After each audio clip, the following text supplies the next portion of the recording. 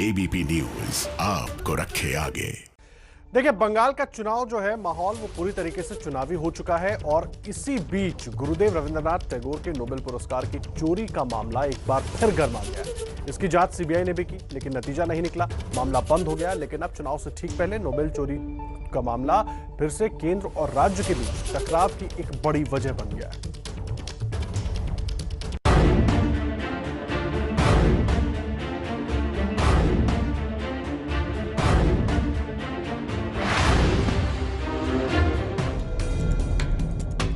2004 में किसने चुराया था गुरुदेव रविंद्रनाथ टैगोर का नोबेल पुरस्कार? बड़ी बड़ी जांच एजेंसियां चोर का पता नहीं लगा पाईं। आखिर किसके पास है टैगोर का मेडल? और क्या पूरे देश और पश्चिम बंगाल की सांस्कृतिक धरोहर से जुड़ा यह मुद्दा बस एक चुनावी मुद्दा बनकर ही रह गया है? गुरुदेव कहते थे, बिना संगीत और कला के राष्ट्र अपनी अभिव्यक्ति की वास्तविक शक्ति खो देता है। ओरे नोतुन जुगेर भोरे दिशने सोमोय कार्य वृथा सोमोय विचार कोरे ओरे नूतन जुगेर भोरे। রবীন্দ্রনাথ ঠাকুরের জন্মস্থানটাকে পাল্টে দিয়েছে।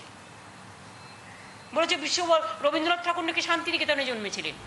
कोलकाता के शांति निकेतन स्थित विश्व भारती विश्वविद्यालय से गुरुदेव रविंद्रनाथ टैगोर के पदक चोरी का मामला फिर से गर्मा गया है।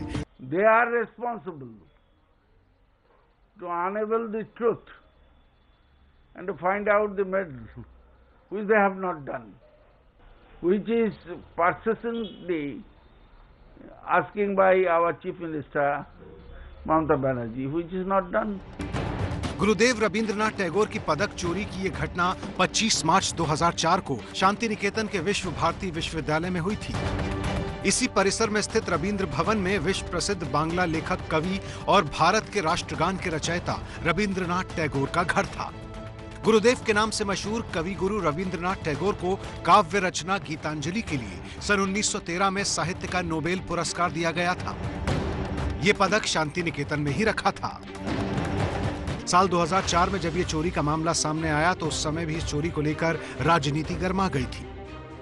उस वक्त पश्चिम बंगाल में लेफ्ट की सरकार थी। तब इस चोरी पर शोर मचा तो तत्कालीन लेफ्ट सरकार ने ये अहम जांच सीबीआई को सौंप दी थी। उस समय के प्रधानमंत्री अटल बिहारी वाजपेयी ने लोगों की भावनाओं को समझते हुए जल्द से जल्द इस मामले को सुलझाने का आश्वासन दिया था।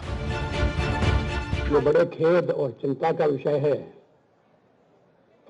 कि गुरुदेव रविंद्रनाथ टैगोर का नोबेल मेडल और अन्य अमूल्य धरोहरें जो यहाँ चोरी कर ली गई थी। सीबीआई टीम ने जोर शोर से मामले की जांच शुरू की। कई हफ्तों तक सीबीआई टीम बाकायदा विश्वविद्यालय परिसर में डेरा डालकर जांच करती रही थी। कई लोगों के बयान दर्ज हुए, घटना का रिक्रिएशन भी किया गया, लेकिन चोर का पता नहीं चला। सीबीआई सूत्रों के मुताबिक इस मामले में तह तक पहुंचने के लिए सीबीआई प्रशासन ने 2 बार जांच अधिकारियों को बदला भी था। सीबीआई अधिकारियों को इस मामले की जांच के दौरान विश्वविद्यालय के एक कर्मचारी पर शक हुआ था और जांच के दौरान इस कर्मचारी से अनेकों बार पूछताछ भी की गई थी, लेकिन उसके खिलाफ कोई पुख्ता सबूत न मिलने के कारण इस मामले में क्लोजर रिपोर्ट दाखिल कर दी गई थी। 2016 में ममता बनर्जी शांति निकेतन गईं।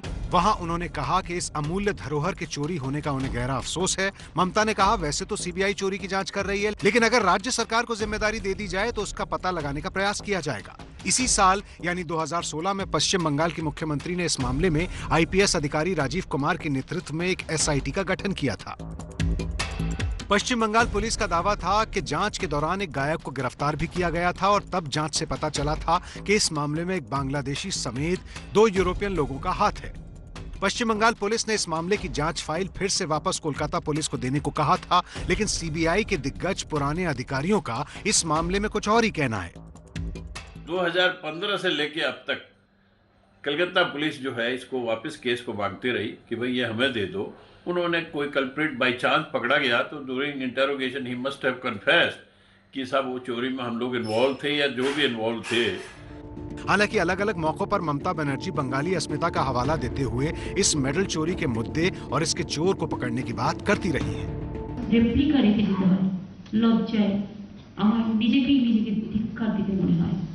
আমি জানি কিভাবে সিবিআই তদন্ত করছে, ওরা না পারলে আমি যদি তদন্তের সুযোগ পাই খুঁজে বের করবই। তার কারণ রবীন্দ্রনাথ ঠাকুরের সম্মান বাংলা শুধু নয় বিশ্বের মাটির সম্মানের সাথে। सीबीआई में जिन मामलों में क्लोजर रिपोर्ट दाखिल कर दी जाती है, उन मामलों में आगे जांच का क्या प्रोसीजर होता है, इसके बारे में हमने सीबीआई अधिकारियों से ही जानने की कोशिश की।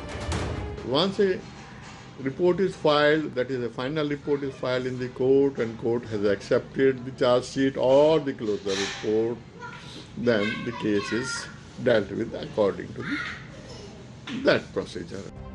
आपको याद होगा कि कुछ समय पहले जब बंगाल में चुनाव प्रचार करने गए बीजेपी अध्यक्ष जेपी नड्डा के काफिले पर हमला हुआ था, उसके बाद भी जेपी नड्डा ने रविंद्रनाथ टैगोर का जिक्र किया था।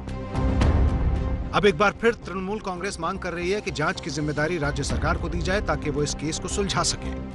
जो भूखा है उसके लिए काम करके उनको नोबेल प्राइज मिला, वो बंगाल की बेटा है सच, लेकिन अभी वो विश्व का बेटा है और उनके ऊपर, उनके छोटा सा घर के ऊपर ये आक्रमण हम निंदा करते हैं और उनके पास खड़े होकर हम उनका लड़ाई लड़ने का वादा करते हैं। वहीं बीजेपी टीएमसी पर मेडल चोरी जैसे मुद्दे पर राजनीति करने का आरोप लगा रही है। जो सरकार कवि गुरु के नोबेल को प्रोटेक्ट नहीं कर सकते हैं, उनके पास और हम लोग क्या, कोई आशा नहीं है ये सरकार के ऊपर। और ये मैक्सिमम फेलियर है, स्ट्रॉन्ग एडमिनिस्ट्रेटिव फेलियर है।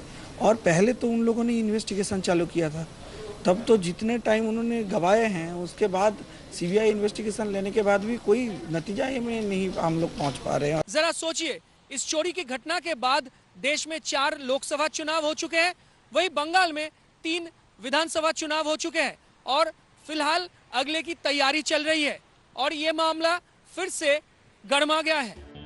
यानी सरकारें बदलती रहीं, चुनाव होते रहे, भाषणों में इस चोरी का जिक्र होता रहा, लेकिन न तो चोर मिला, न ही टैगोर का मेडल। फिलहाल कोलकाता पुलिस इस चोरी में विदेशी हाथ का शक जता रही है, जबकि सीबीआई सूत्रों का कहना है कि अगर कोई नया सबूत मिला है तो सीबीआई को दें ताकि मामला सुलझाने में मदद मिले।